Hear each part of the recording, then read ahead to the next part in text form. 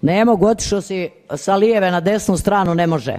Moraš ići pravo, gotovo je. Alo, momak, važno, a ti imaš. Viš kak lijepo kaže, momak, a ne narodni poslanik. Ješ čuo? Ne. Hajte, molim vas, diskutujte o tom prijedlogu. Nemoj ti mene krstiti, molim te, oduzet ću ti riječ.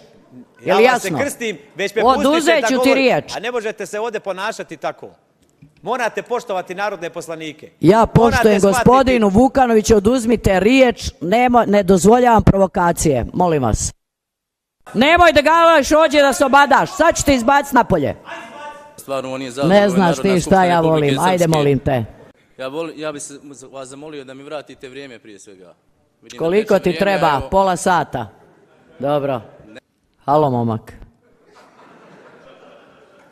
Ajde, molim te, mlad si, budi korektan, završi to što sve nam je jasno šta si htio reći.